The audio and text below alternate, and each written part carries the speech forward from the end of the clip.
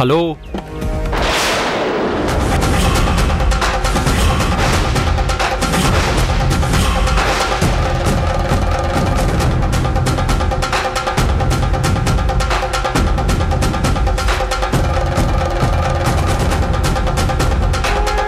ఏంటి స్వర్ణ గారు, చాలా సంతోషంగా ఉన్నట్టున్నారు.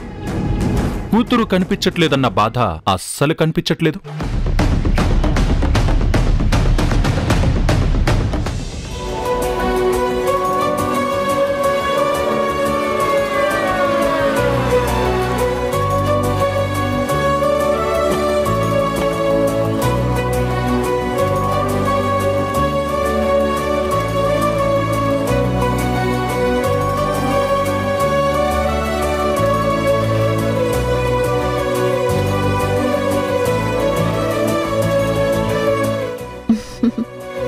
రికార్డింగ్ మధ్యలో అర్జెంట్గా రమ్మని గొడవ చేసావు.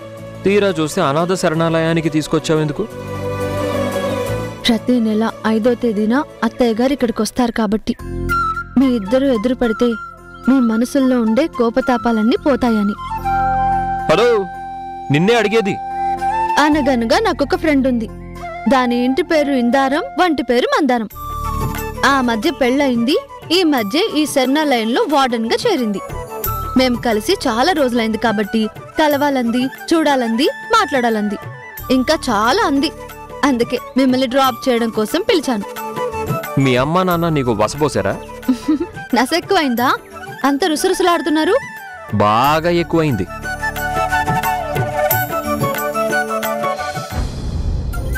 అత్తయ్య గారి కారేది?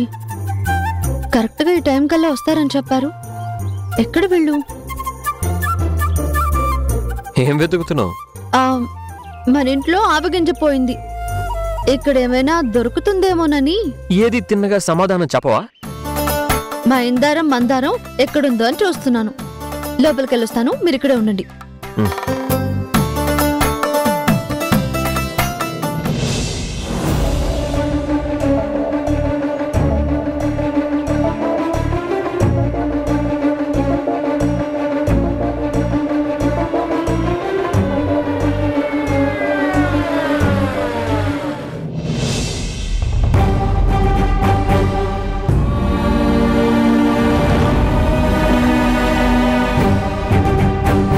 యా, ఎవ్రీ మంత్ 6th నేను ఆర్ఫనేజ్కి తప్పకుండా వస్తాను. మా చిన్నబ్బాయి కిరణ్ పేరు మీద ఎవ్రీ ఇయర్ డొనేషన్ ఇస్తూనే ఉంటాను. ఎంత బిజీగా ఉన్నా ఈ ప్రోగ్రాం మాత్రం మిస్.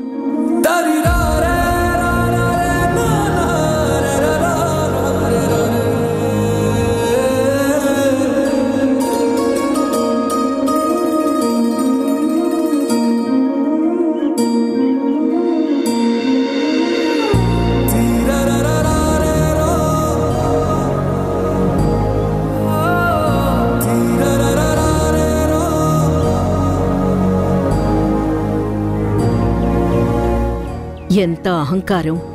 అమ్మా అని పిలవడానికి కూడా వాడి మనసు ఒప్పుకోవడం లేదా?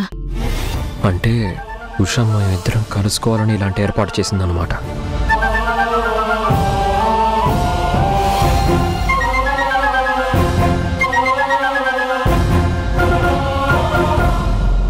అమ్మా,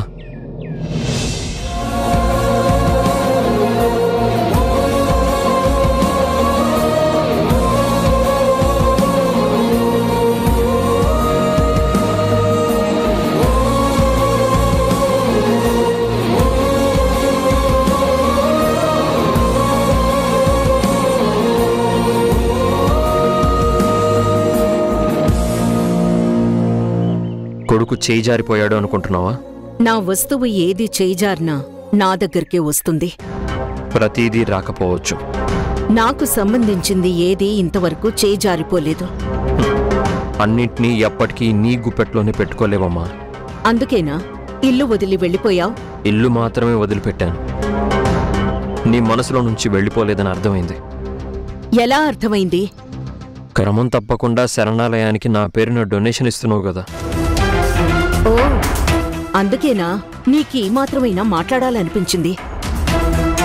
నువ్వు నిజాన్ని నిజంలా ఎప్పుడూ చూడలేవు కదమ్మా.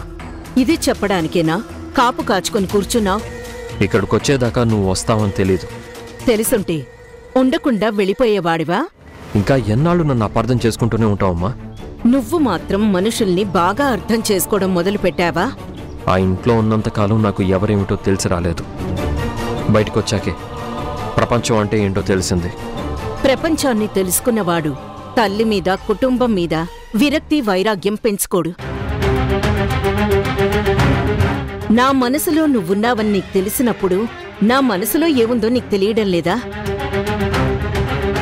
అది తెలిస్తే ఇలా అనాథ శరణాలయం ముందు నిలబడి అపరిచితుల్లా మాట్లాడుకోవాల్సిన కర్మ మనకెందుకు పడుతుంది? పాటలు పాడుతున్నావట, పాటకి మంచి పేరు వస్తోందట. గురువుగారు శాపం ఉపసంహరించుకున్నారు కదా, నీ 10 లక్షలు నీకు తిరిగి ఇచ్చేశారు కదా, అందుకని పాడగలనన్న విశ్వాసం పెరిగింది. దానికి కారణాలున్నాయి. ఇప్పుడు కారణాలు నేను తెలుసుకుని ప్రయోజనం లేదమ్మా. అనాథల ఆకలి తీర్చగల మా అమ్మ కన్న కొడుకు ఆశలు తీర్చలేక అనాథగా వదిలేసింది.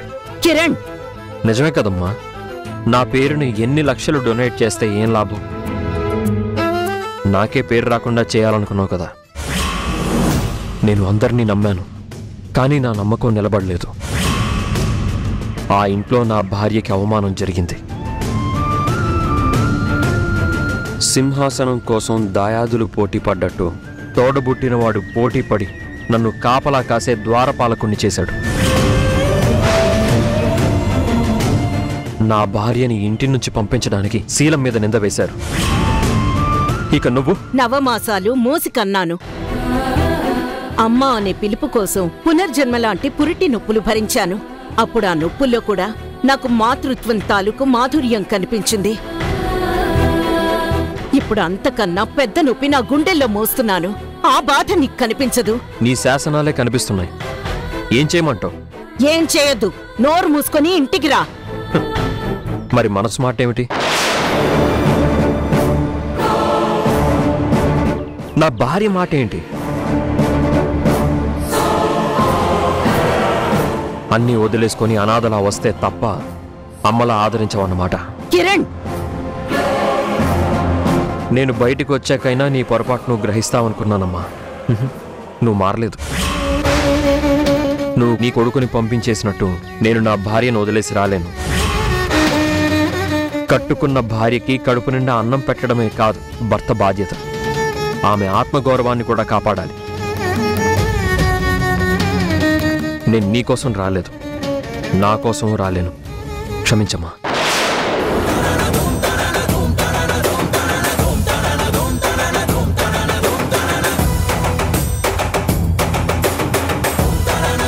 వెళ్ళమ్మా. ఇక్కడ అనాథలు ఎందరో ఉన్నారు. వాళ్ళందరికీ అమ్మవై ఆదర్శ స్త్రీమూర్తిగా పేరు తెచ్చుకో.